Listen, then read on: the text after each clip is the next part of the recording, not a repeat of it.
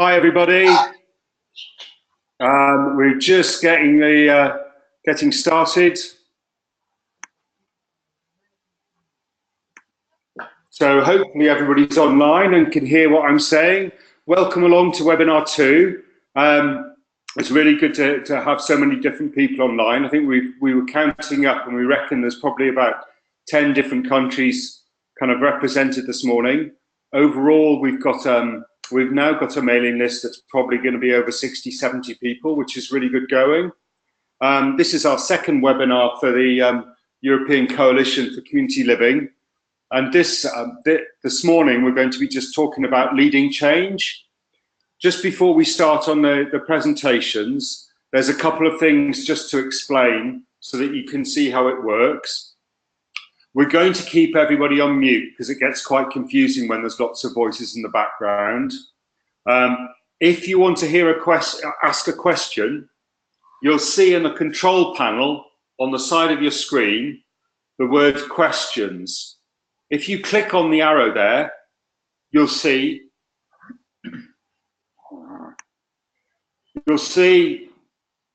a little box and you can type in there and ask a question. And after we've had the presentations, Ines is going to go through the questions that people have been asking.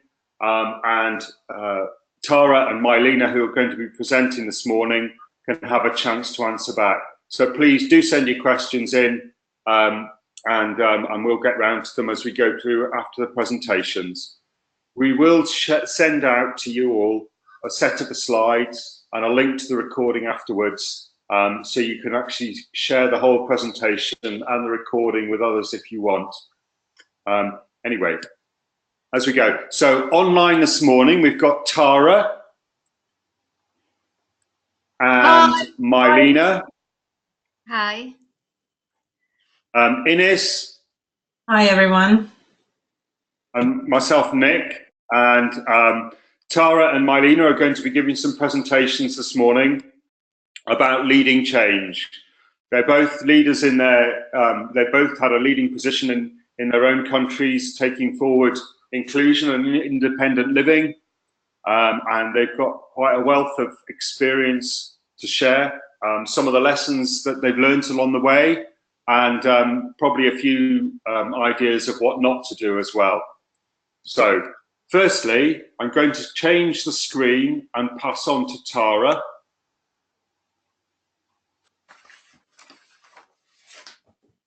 And Tara is now going to be able to share her screen. Okay, I've pressed the button. Yeah, and it's on. Okay, all right, so let me just, I'm just going to close this window, so, because I think at the moment you can't see my slides, is that right? Okay. There you go. Right, cool. All right. Hi, everybody. Just to let you know, I've never done a webinar before, so I'm slightly nervous because I'm really used to speaking to people and being able to see them as I'm talking to them. So this is a new moment in my career. Hopefully, it will be the first of many. Okay, so. I'm the director at the Alliance for Inclusive Education. We're a national disabled people's organisation run and controlled by disabled people. Yeah, obviously. And I'm just going to talk to you a bit today about campaigning for inclusion and hopefully some of the things that I've learned along the way. I think it's fair to say that that I'm always learning and making mistakes, and that's just part of life, I guess. We're all in the same boat. There's no such thing, I don't think, as either a perfect leader or a perfect campaigner, because we can always do things better and differently. Okay, all right, I'm going to move to my next slide. I'm hoping you can all see them. If you can't, I've no doubts I'll see a message at some point from Nick. So I thought I'd talk first a bit about who the Alliance for Inclusive Education is. For short, we call ourselves ALLFIE, just because always saying Alliance for Inclusive Education is quite a mouthful. And like I said before, we're a UK-based campaigning network run and controlled by disabled people with support from allies. And that makes us a a unique voice, I think, in the UK. It may do in other countries, but we're the only disabled person-led organisation in the UK working on education issues. We also are the only organisation that I'm aware of that recognises, as part of our work, the value of allies. And for us, allies are non-disabled people. They might be parents, they might be teachers, education professionals, but they support the work that ALLFIE does, and they support the vision that we have about inclusive education being a right and not a struggle. So non-disabled allies recognise that disabled people need to be in the leadership, and they support us to do that. And for us, they're an incredibly important group of people. Okay, so yeah, I've talked about us being a unique voice in the UK. I think our campaigning strength comes from three different things. Firstly, that we have a very strong link to grassroots. We're a very small group of people. There are 6 of us. We're all part-time. We're all disabled people. And we really rely on our membership at the grassroots to tell us how things are going locally in terms of the development or not of inclusive education. And that's really important. So I think I often describe the work that we do as being a mutual exchange of information and ideas. So ALLFIE shares what's going on at the national in terms of policy and practice and law, and we share that with our membership, and our membership tell us how things are going at the ground. So we're able to fill our campaigning resources with real life grassroots experience. And second one is that we have a clear set of principles that you'd be able to see on our website. And that keeps us true to our mission. It keeps us true to our vision about inclusive education, building the capacity for inclusive education, and the ending of segregation. And I can talk in more detail after this if anyone's interested in terms of questioning. And then the last one is about linking inclusive education to independent living and deinstitutionalisation. I talked a lot about this at the ENAL Freedom Drive in September last year, because I think lots of people, because the disabled people's movement, wherever we are in the world, is kind of dominated by adults, organisations tend to forget about disabled children and young people, and the need to think about what independent living looks like for disabled children and young people. And for us, that's absolutely based in inclusive education, disabled children and young people being included absolutely from the beginning of our lives. No ifs, no buts. And I think a lot of people struggle to see the link between education and independent living. And I think ALLFIE does that in everything that we do. And I don't know if people are aware of the 12 pillars of independent living, about housing and transport, direct payments, peer-to-peer learning. For us, of course, I'd say this, wouldn't I? The most important element of that is a right to inclusive education, because that's where everything starts. Okay, all right. Why is inclusion, and I put in brackets, deinstitutionalisation important? Why is it important? And I think when I'm talking about inclusion and deinstitutionalisation, the language we use as the reverse of inclusion is segregation. For us, segregation and deinstitutionalisation are the same thing. Disabled children and young people placed in in special schools are segregated. They are segregated and they are institutionalised. I'm just wondering whether or not I should put my slides up as full screen. I just realised that I didn't do that. I suppose what you can see is some extra words at the bottom, so maybe that doesn't do any harm. Okay, so why do we think inclusion is important? Nick, are you talking? Yes, please. If you could pop your slides up, that would be good. Yeah, apologies, everybody. I'm just going to... Cool. Yeah. Okay, cool. Apologies. So yeah, being included from the start, from the beginning of our lives, or at the point we become disabled and acquire impairments or health conditions makes us feel part of our families and communities.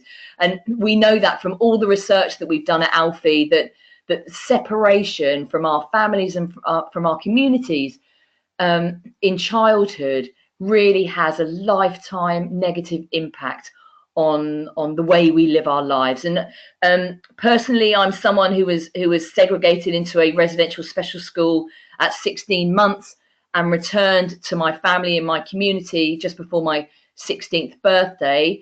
I didn't know who my family were or my community were, and the same was true for my family and community. I was invisible in my community and my family, and I don't think that separation from family and community can ever really get repaired. And I know that personally, and I know that from many of the disabled people who share that experience. And the same is true. So that's why I connect segregation with institutionalization. It's driven by the same medical model of disability, and the impact, the negative impact, is pretty much identical. So being included encourages a better understanding and valuing of people's differences.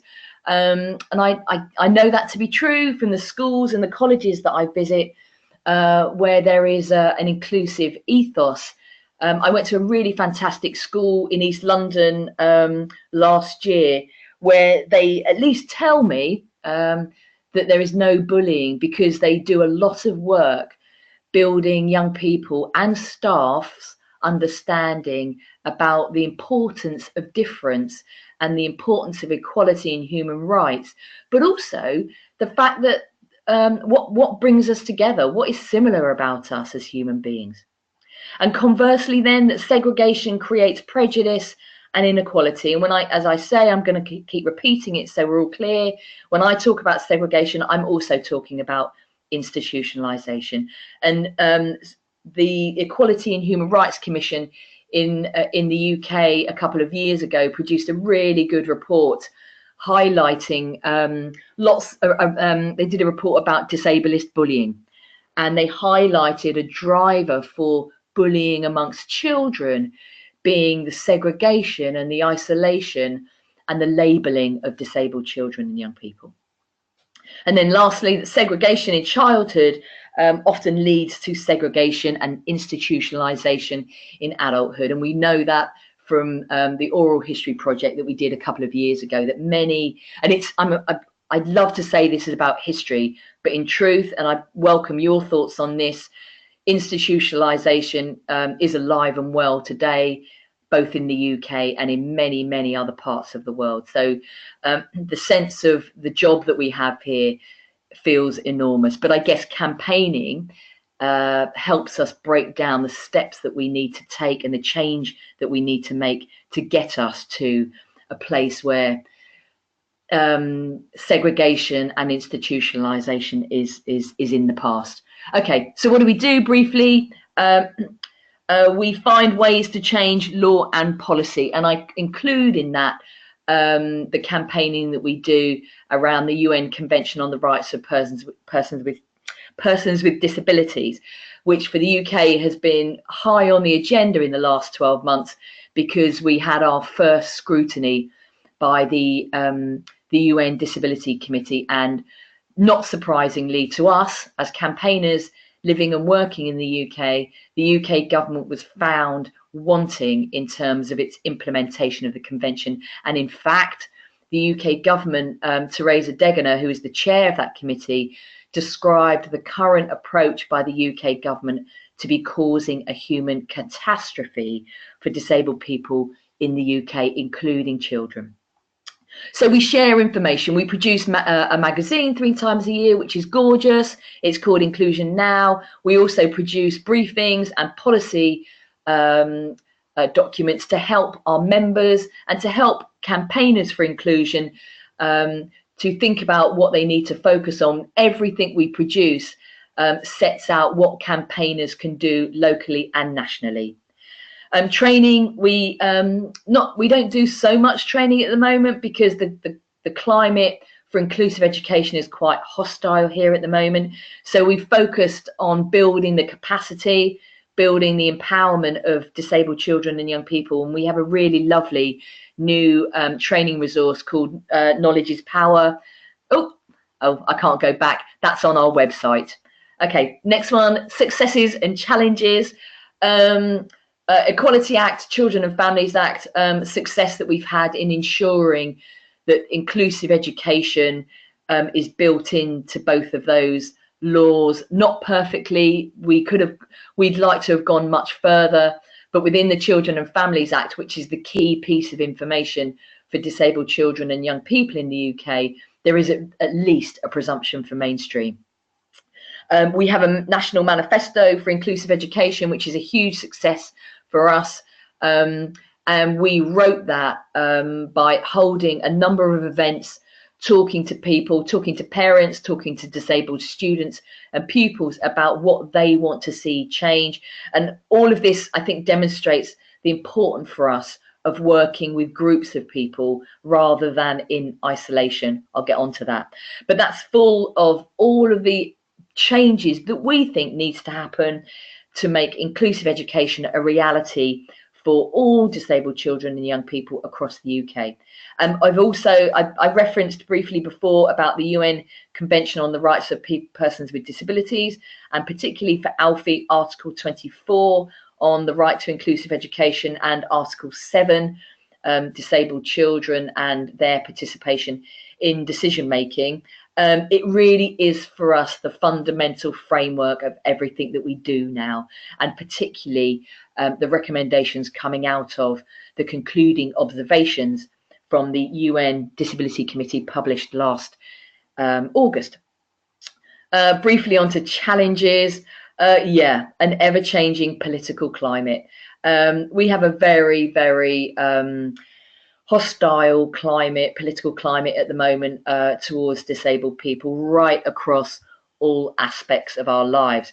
But what's interesting, is that hostility, I think, has begun to build a much stronger and a much less fractured disabled people's movement. We've struggled over the last 10 years, I think, to be a unified movement. And I think in the face of such horrendous adversity and such horrendous hostility, I honestly think we've seen a sea change in disabled people coming together. I think what we need to do and ALLFIE is pushing for this, is to draw our allies, whether they are usual or not, into that movement. And then lastly, and I think it's a struggle both in the UK and in lots of other countries, is finding and supporting the next generation of disabled leaders. We do that through our Knowledge is Power toolkit, but we also do it through our Inclusion Champions network, which is about building the capacity of disabled people's organisations to understand the link between inclusive education and independent living, but also the work they need to do at the grassroots to draw in and support and capacity build disabled children and young people, because they will be here long after people like me have retired. Hopefully, anyway. Okay, and then I just thought switching to something a bit more positive.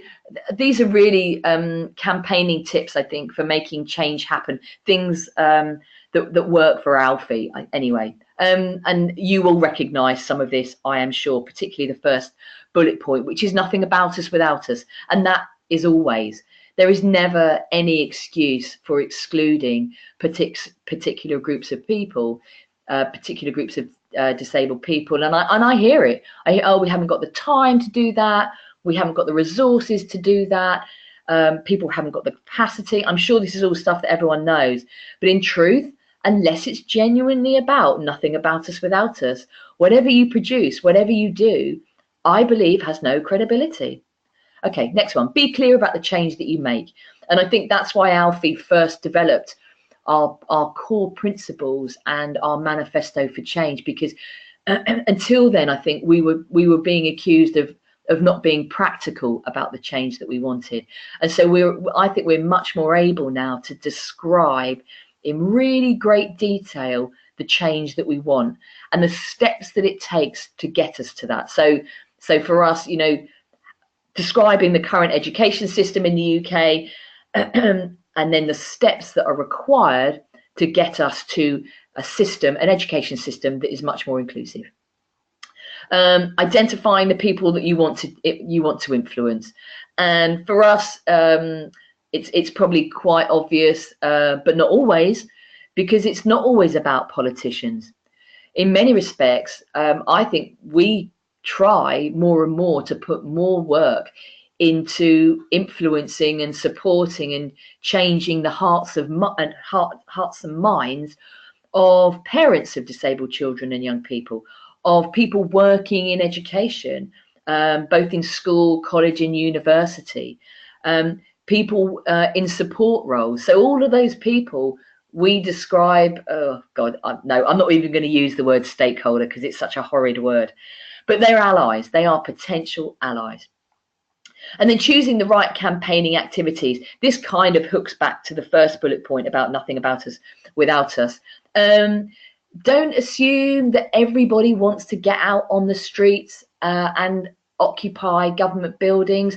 Some people want to do the stuff either for access reasons or for a whole load of other reasons. They want to write a letter to their local MP, their local politician, and that's fine. That's really cool. It's oh, sorry, I've jumped back.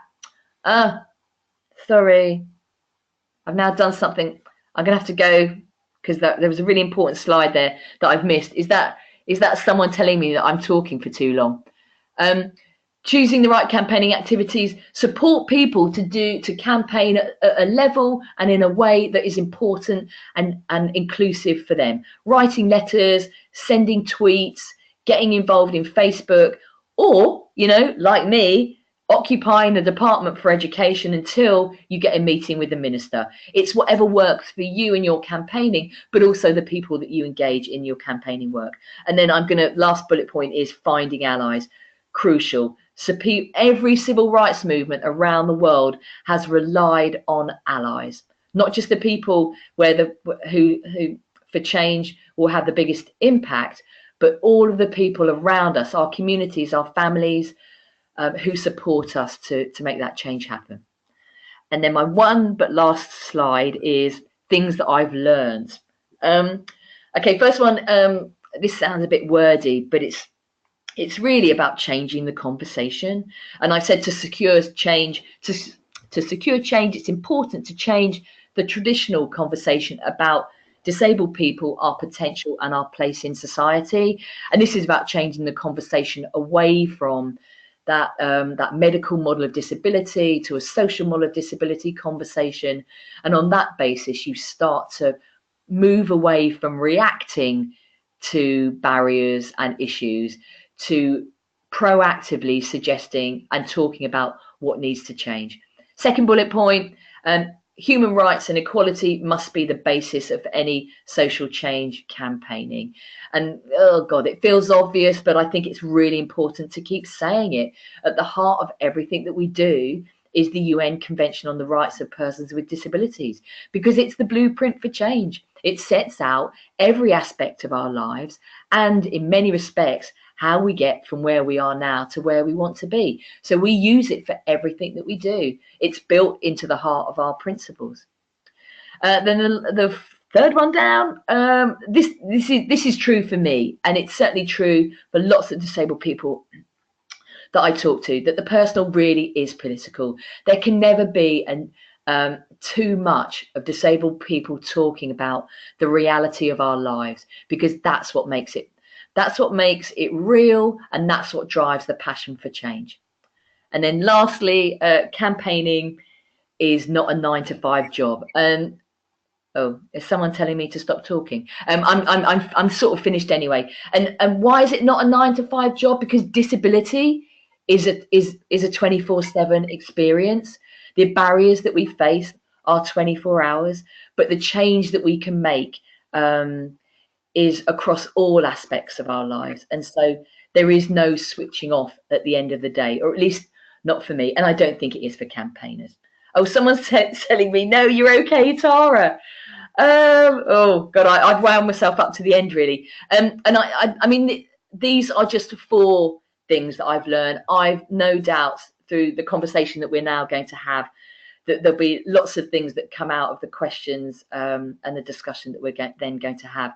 But also, I learn every day that I go into the ALLFIE office. I learn something new every day that I meet parents who tell me how little choice they have for inclusive education. I learn every day that I go into a school to see the amazing practice that teachers and support staff are doing despite a terrible legal framework. And lastly, for me, and most importantly, I learn every day that I meet disabled children and young people who remind me, you know, about why I do everything that I do, and why I'm exhausted at the end of the day, and why I get up every morning and think this is a new day to make change happen.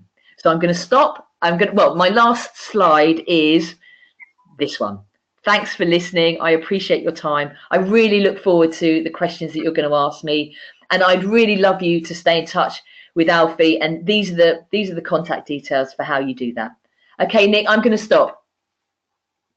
That's brilliant. Thank you, Tara. If anybody's got questions, remember you can type them in at the bottom there where it says questions and send them in. And once we've heard from Milena, there'll be a chance for Ines to go through and ask Tara any questions on Milena.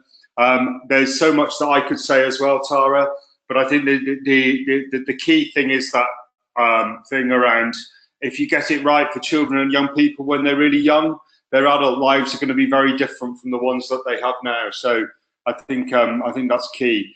So from Tara, we go over to Milena. So I'm just going to try and click the share screen, and hopefully in a second, Milena's screen will come up. And then, so Milena, if you can go on to, yeah, brilliant. Thank you very much. Yeah, thank you.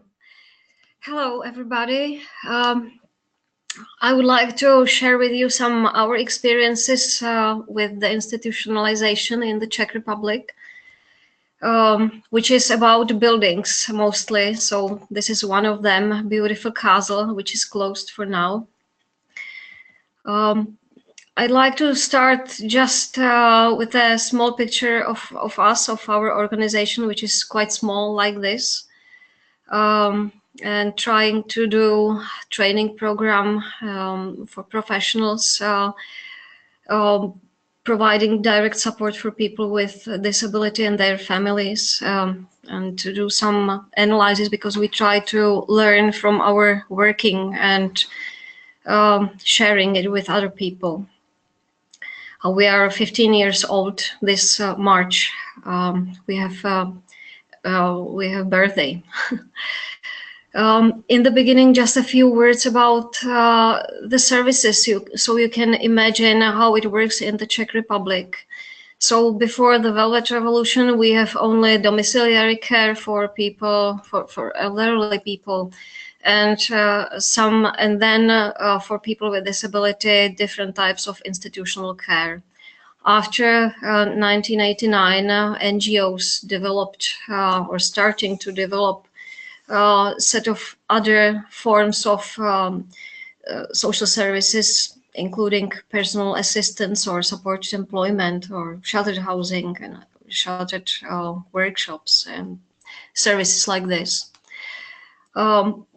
In 2007, completely new law was introduced into our practice, which fixed set of social services, including services like personal assistance or support living scheme, which supports people in their own flats, and also including different types of so-called homes, but these are institutions, institutional care. So this is in which field, this is the field in which we can operate regarding professional social services. In the Czech Republic, we started with official discussion about the institutionalization in 2007, when government accepted official policy of support of DI. but some projects started before, like this home Vyšší Hrádek, who was closed in 2014. And I would like to show you how DI projects are, what are outputs of it. So this home for 100 women was split into small households, 21 households, in 14 different buildings, which are placed in 4 different municipalities around the small city, where the main former building, which is now empty, which is situated. There is no discussion about personal assistance as an alternative to institutional care. We are talking officially only about smaller facilities. So people are changing bigger institution after different. They go from big institution to smaller institutions. You can see it, how it works in practice on this scheme, where the horizontal line looks years, and the other is about number of people who are living in specific types of institutional care or residential services. So you can see in the top of it, there is a blue color of sheltered living, which is growing. But or on the other side, in the bottom of the graph, there is lower and lower. There are lower and lower columns of homes for persons with disabilities, and these two services are connected, because homes are deinstitutionalized and people are moving from homes, so-called homes, big institutions, to smaller places of sheltered living. You can see that generally the number of people who are living in residential services is growing up. The bigger portion and more bigger through the time is made by homes with special regime, which are institutions which are typical closed big institutions for people with mental health problems, including elderly people with dementia, for example. So this is without any correlation with ratification of CRPD or accepting the state policy of support of deinstitutionalization in 2007. So it is growing all the time, no effect. We were interested in Quip how DI projects, which are in different places in the Czech Republic, organized mainly by regional governments who operates with institutional care, how these projects affect people's right to choose where and with whom to live, as it is set in Article 19 CRPD. And we were very lucky because we had information about 95 people who decided to leave institution in 2008. We have their person-centered plans or some other sources of information directly from that people about with whom and where they would like to live. So these people were involved in 2 big DI projects of homes for persons with disabilities, and 1 project of individual leaves from institution, which was operated by Quip. So we put together that group of 95 people and asked in 2011 how it worked for that people. And we received this picture. 31 people left institution in that year, and you can see to which places they came. This is on the horizontal axis means places where people wanted to go. These are that blue columns. Or places where finally went. These are that red columns. And you can see that there are some matches like place C, E, F, G, H, and so on. And some are not, it's not, the plan is different comparing reality. And I would like to tell you something about that places where people didn't want to go, but they went finally to live there. For example, place B, 3 people are living there even if they didn't plan to do it. And this is because institution developed their sheltered living facility. Also place D, people didn't want go there, but because there was an NGO which provides support in people's living apartments, they moved there. Only 4 people wanted to go to place E, but finally 9 people are living there because there is developed sheltered living, which is operated by a former institution. And also, what is interesting, there is a city quite big in place P. 4 people wanted to live there, but nobody came because there was no service prepared for people from that respective institution. And also, last column, 4 people came to this place, even if only 1 wanted to go there, because there is a sheltered living for people with disability from that institution. So, generally said, 25 people went from that 31, went to other residential services organized by former institution in sheltered living facility. Only 4 people left to their own home, to their own flat, and it was only in the project of individual leave from institution. And 2 people went back to their former family. So these people were lucky because they went from the big institution, but not always to the places they wanted.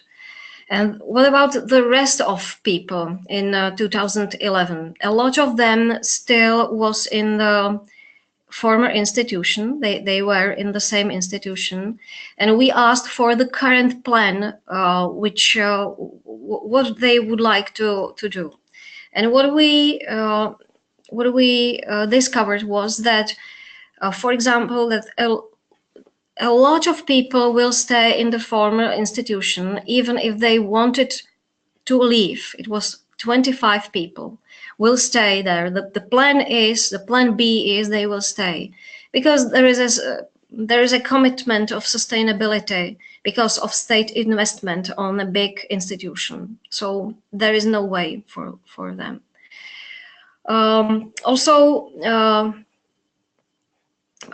Other people wanted to stay in the same town, but because the institution is planned to be closed, they have to leave the town because there will be no service for them.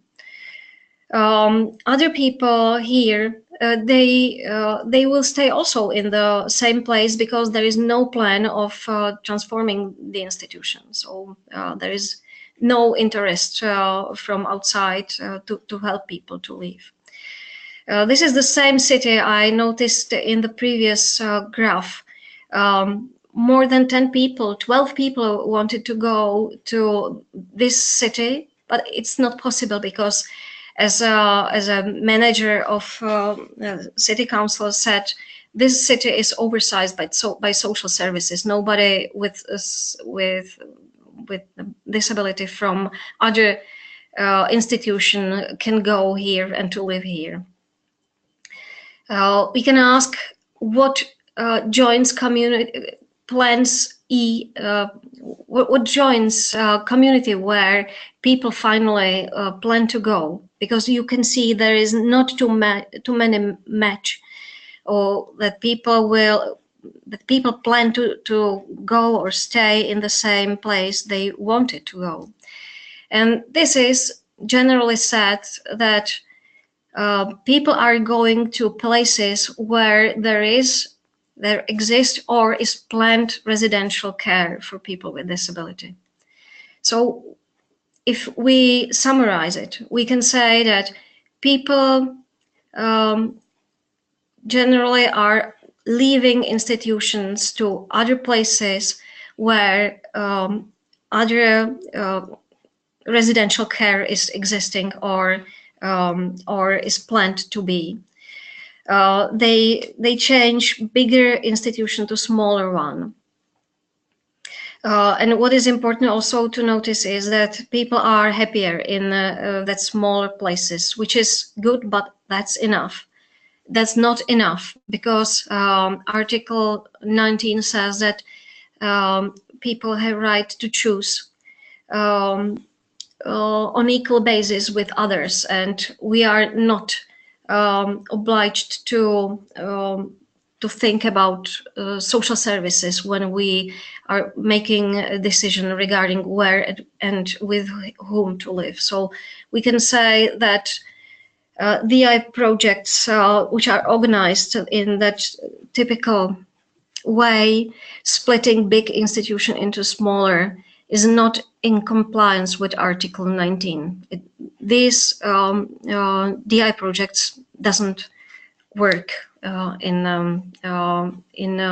idea of Article 19. So this is the first part of information which I would like to share with you, how it works generally in the Czech Republic with DI. And I would like also to tell you that we tried to help people individually leave the institution, because a lot of institution has no plan to be transformed or split into smaller, or to do something with services. Or people don't want to go to planned places they would like to choose. So I have two cases.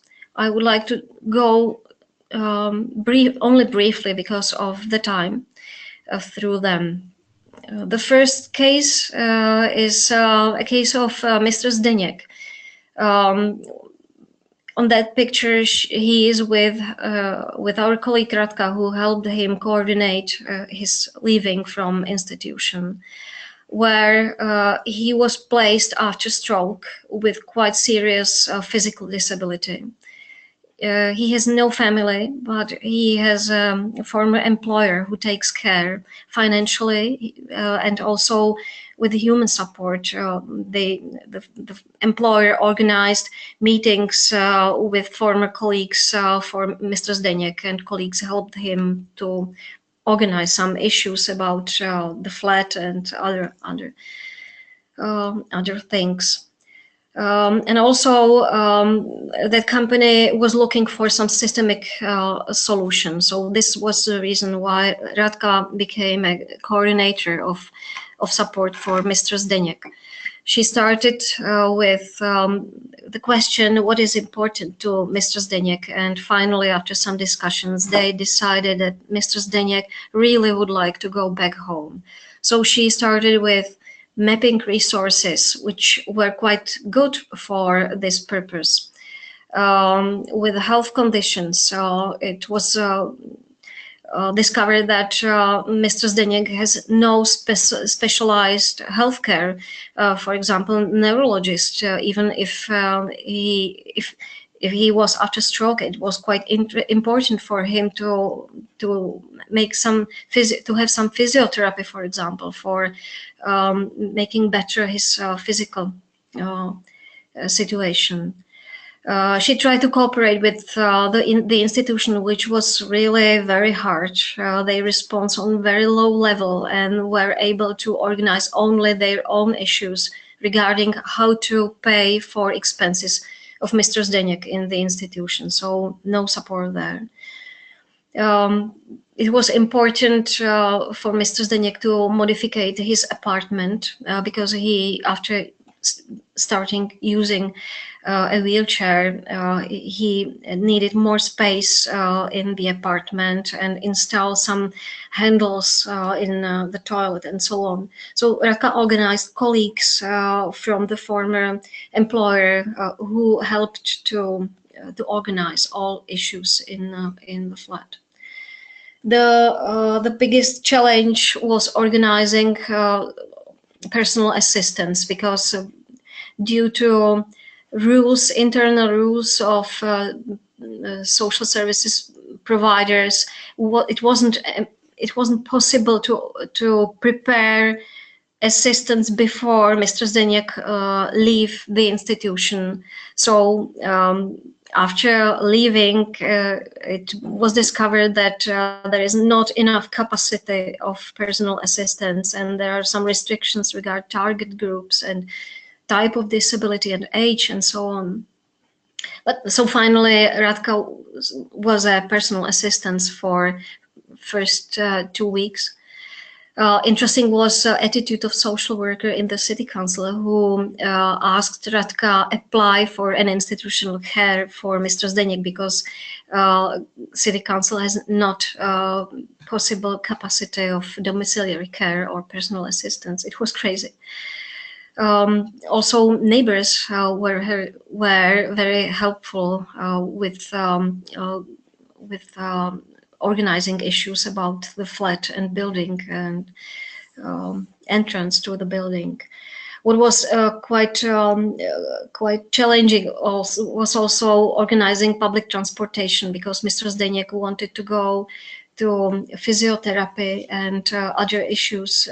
So it was very troublemaking to ask. For example, she asked 6 taxi agencies for helping him to transport. No one transported him because of the wheelchair, for example.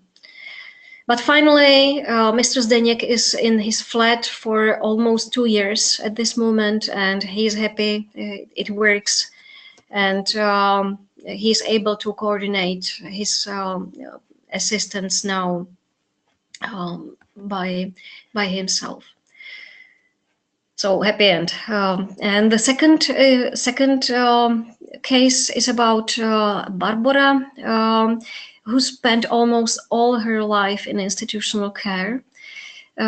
She was very happy to meet a group of people from the city where she was placed finally, who helped her very much in a situation when she was living and working as a clean woman in an institution which helped her with nothing.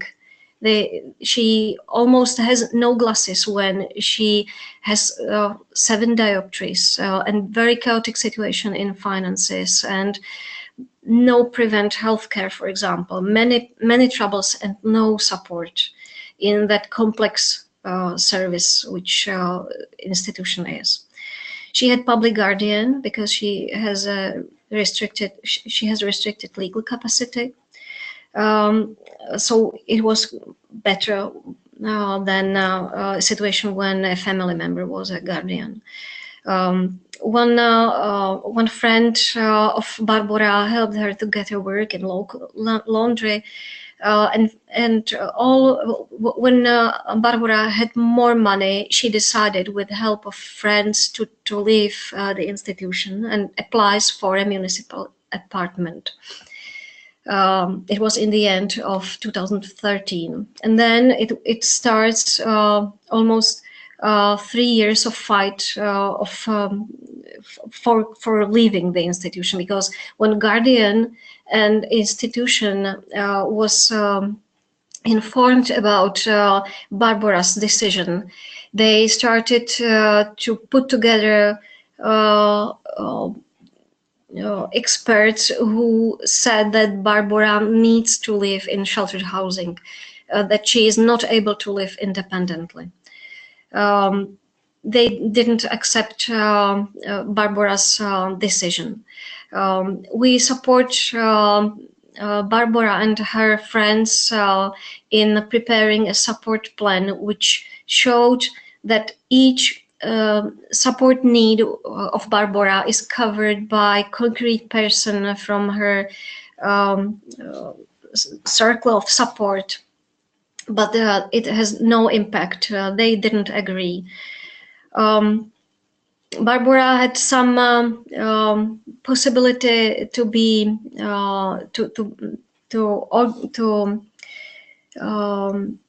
realize her decision after legal proceeding, which was initiating to review her restriction of legal capacity and guardianship. She chooses her deputy for legal proceeding. It was a lawyer from our organization. The lawyer proposed agreement on support in decision-making and restoring legal capacity with using revised support plan we prepared for Barbara. And in between, Barbara's friends were looking for a suitable flat for her after she will leave the institution. They find one very nice small flat, but public guardian didn't want to sign agreement and didn't want to terminate the agreement with the institution. So Barbara finally had a flat because one of the friends signed the agreement for her and waiting for her with that flat, but she wasn't able to live there because she had to live in the institution. At the same time, City Council rejected Barbara's request for municipality apartment with the argument that Barbara must live in sheltered living. Finally, the court fully restored Barbara's legal capacity and approved agreement on support in decision making, and it opened door to Barbara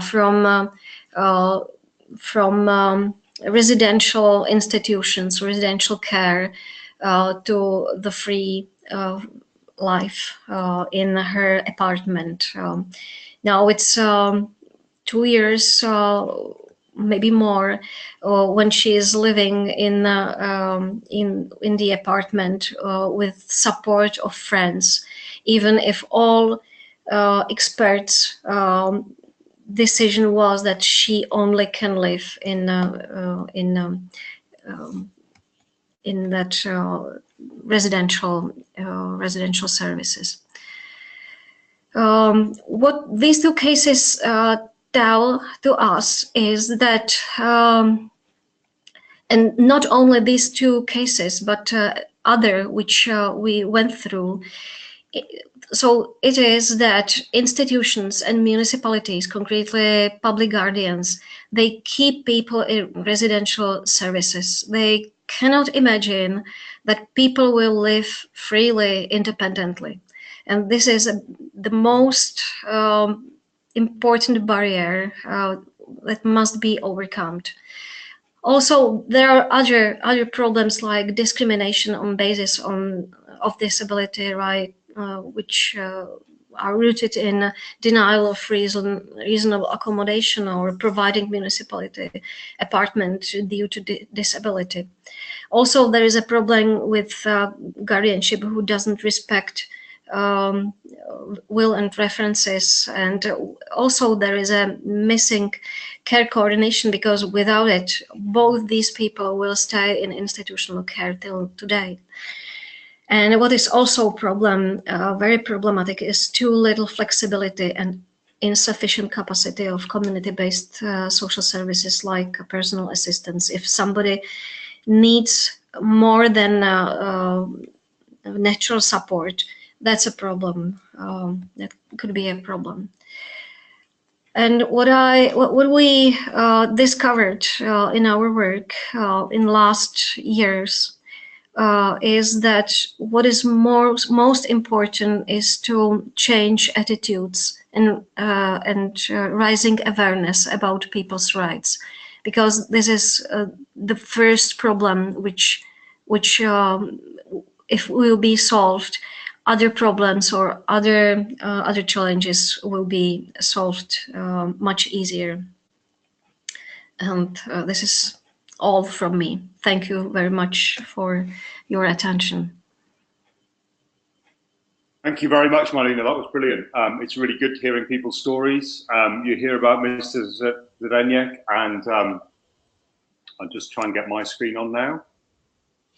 Yeah, I think we're on. And you remember why you do these, why we're meeting on the coalition and why we're all working so hard. So I'm not sure how many questions have been catered, but I'll hand over to Ines now to go through some of the questions that people have been asking. If we don't get a chance to finish those questions, we'll send them out to Milena and Tara and ask them to write a quick answer, and then we'll send all the answers out with the mail in the next week or so. So over to you, Ines.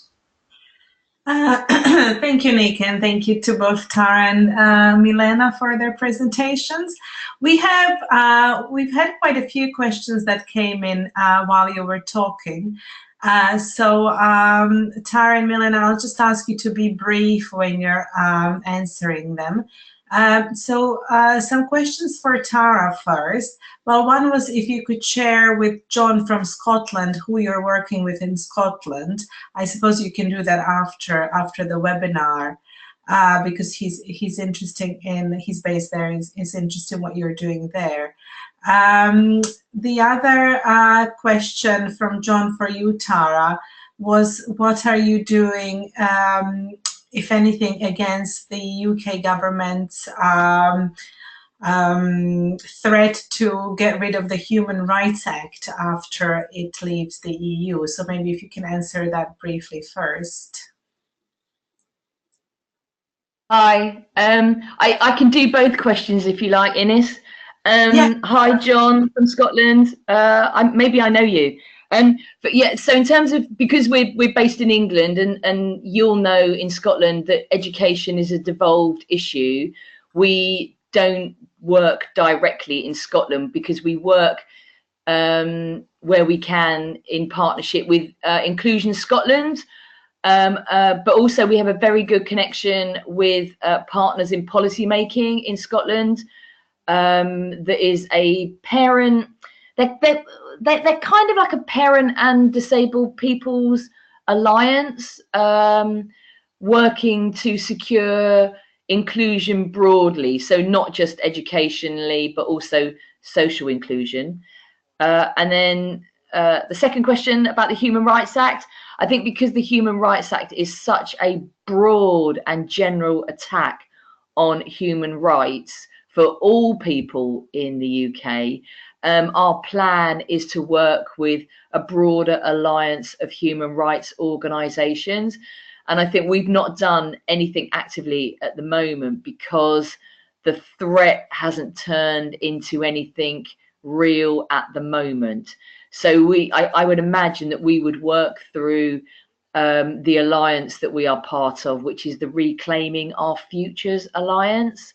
Other members of that are Equal Lives, DPAC, National People First, Inclusion London, Sisters of Freda. So we would certainly work in partnership, because I think the response to the threat of repealing the Human Rights Act is much bigger than ALLFIE.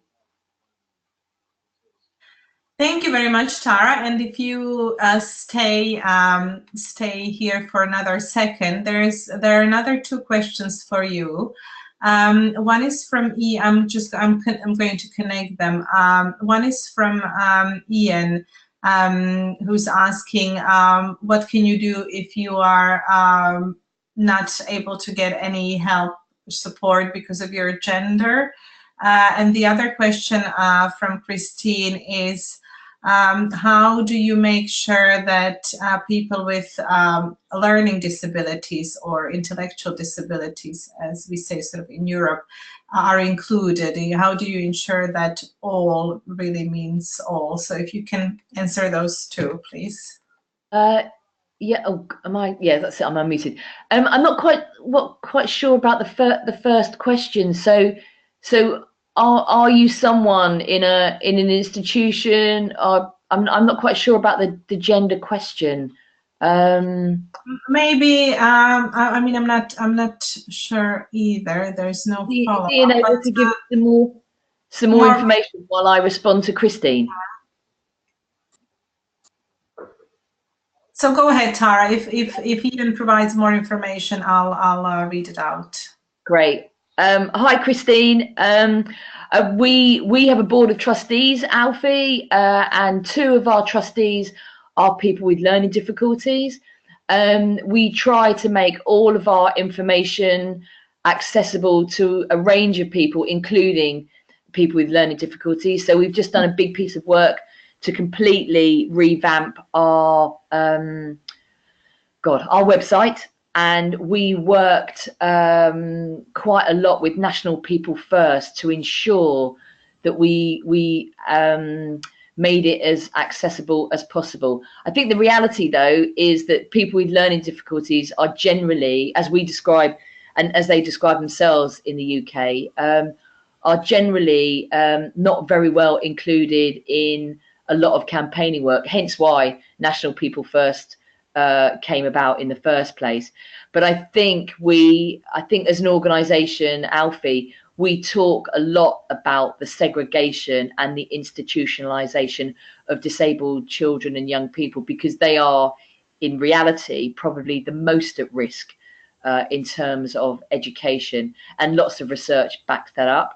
So we're very keen that when we talk about inclusive education, we talk about that particularly in terms of children and young people with learning difficulties, and particularly the barrier, the biggest barrier I think that group face in terms of the testing and assessment regime, which has become much more inflexible and much more narrow in terms of what is considered to be educational success or not.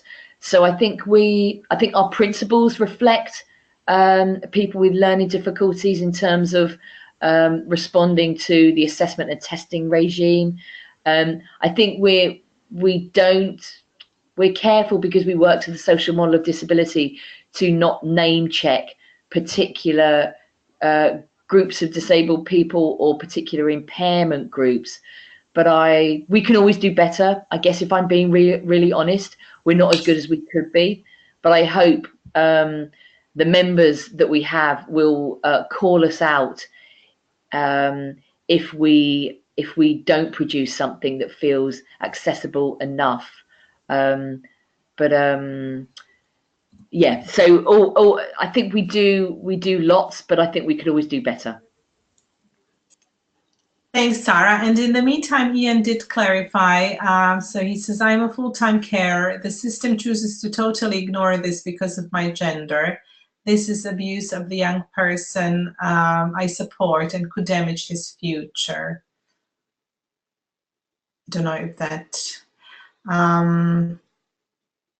if there's any advice you could offer on that. Well, I suppose if it's about a young person and it's about education, Ian, I'd be really happy for you to contact me directly at ALLFIE, just because it could just be me that I'm not understanding what it is you're saying, but I'm not absolutely certain what you're asking me. So I'd be more than happy to have a kind of like an offline conversation with you. I think broadly, I think services at the local level are rarely sensitive to the intersectionality that disabled people experience, in that the services only respond to perhaps our impairment, rather than the fact that for me, for example, being a disabled woman, working class with a physical impairment, services rarely respond to all of the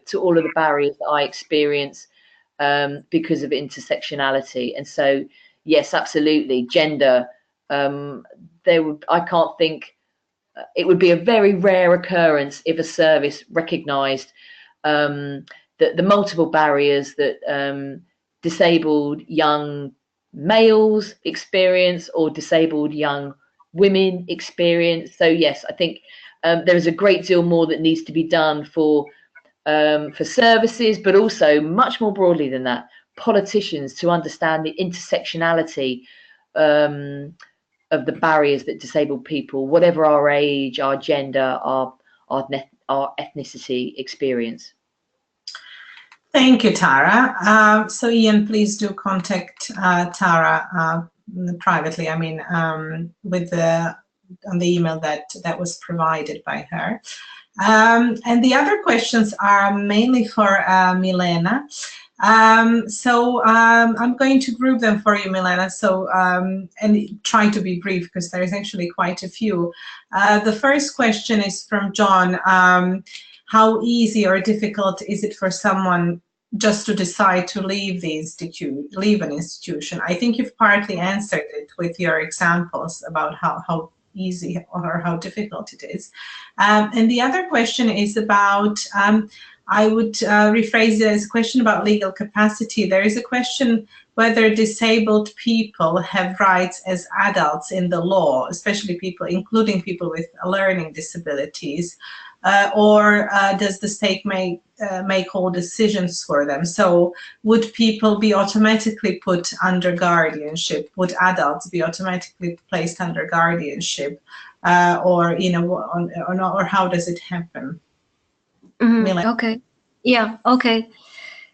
So it is regarding the first question, how easy or difficult it is to make a decision to leave institution. I see that it's very difficult for people. I remember that sometimes people hesitate. They would like to go, but finally they decided to stay, and they go back to the decision to leave and back because it's really, I think it's a big change for person, and it's even bigger or even a more complicated decision if you know that outside the institution there is not stable situation with the support. So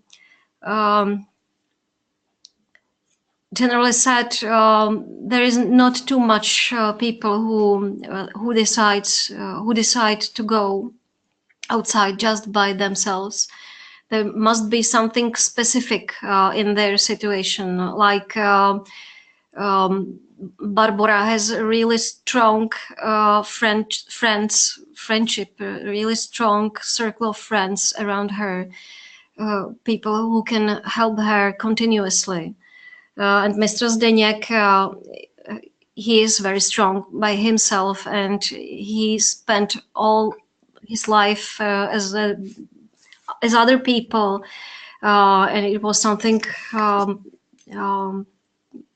not normal for him. So it wasn't so hard, but he needed to have support. I remember one man who decided after a year to leave institution, and then we can help him to leave. So it's very difficult, and people need support from their surroundings, from people around. And in a situation when institution and public guardian or guardian keep a person in the institution, it's almost impossible to leave.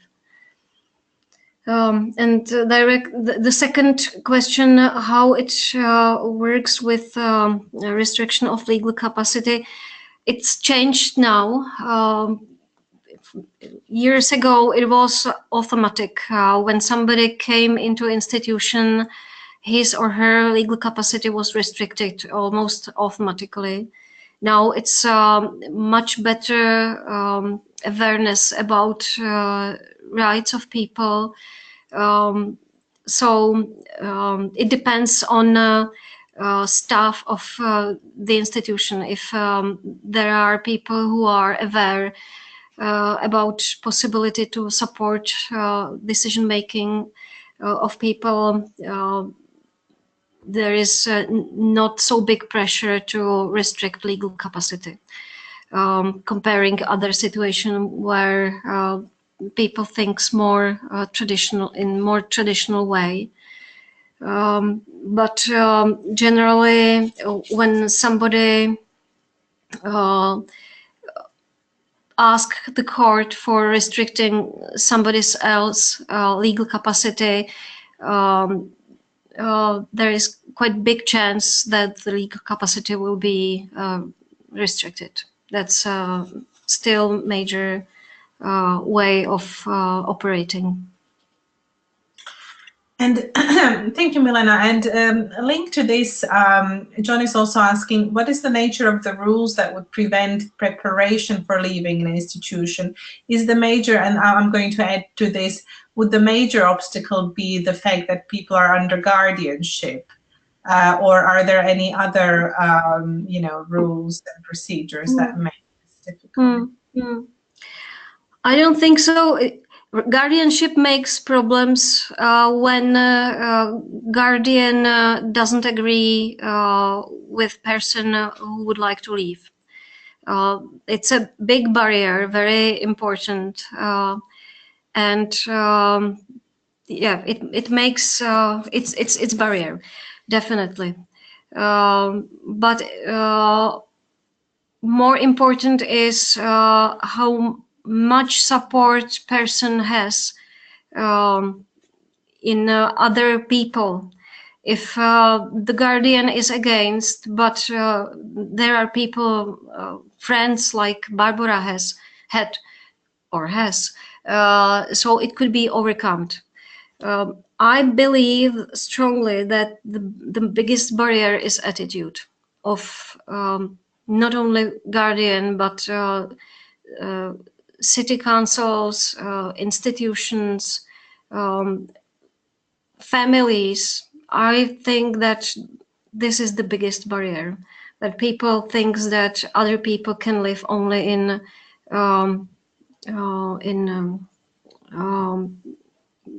residential care, and maybe because it's not bad will. I think it's how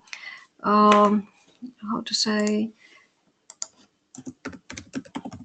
it's a fear which keeps people in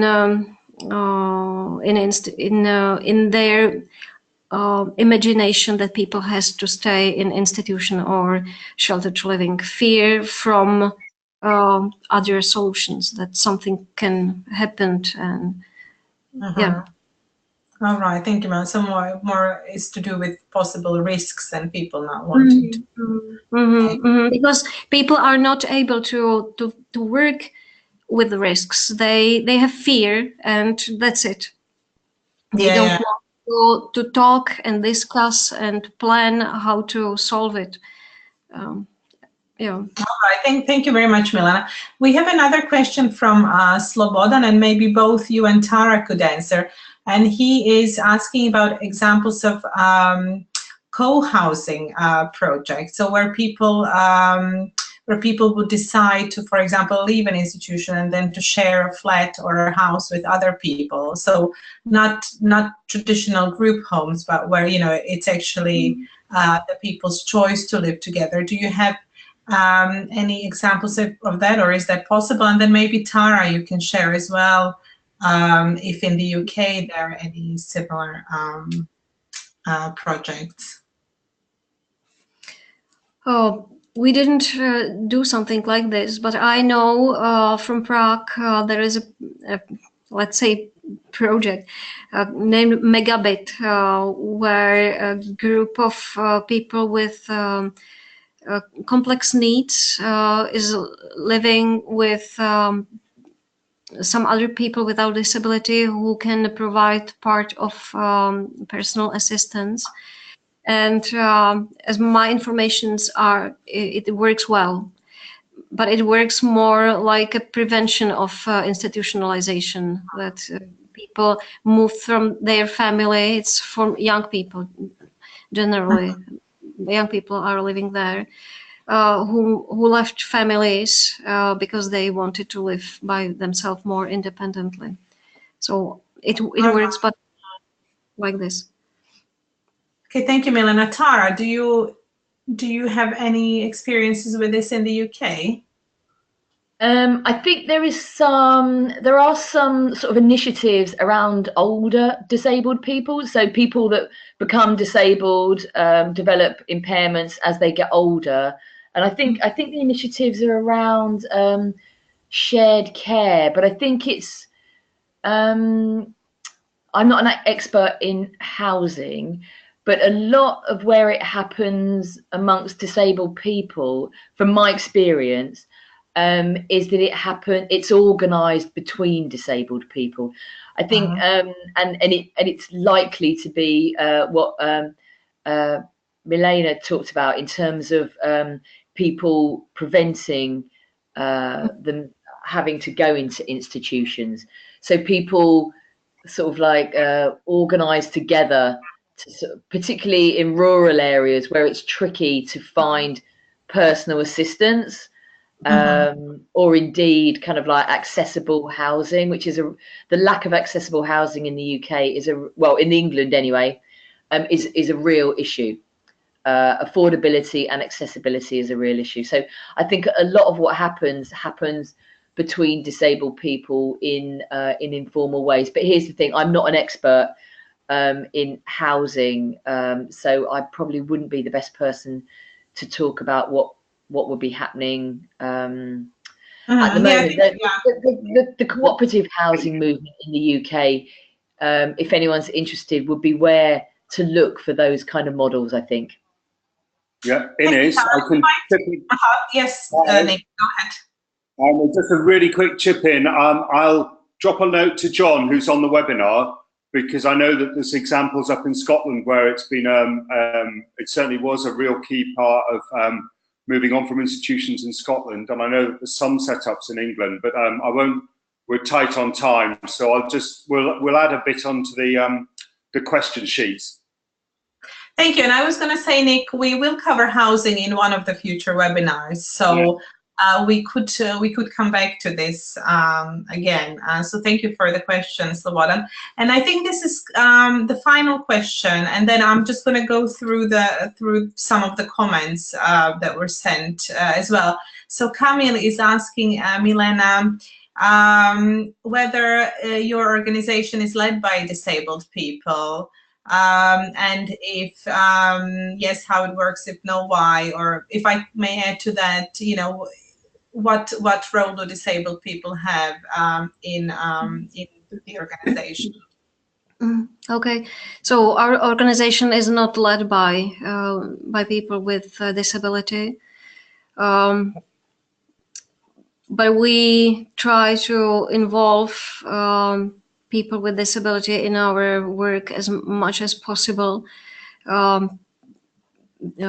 through their participation in the role of trainers and speakers in our events where we cannot imagine they will be missing, because we try to organize events from which we can learn from different point of view, where people who are somehow touched by the topic can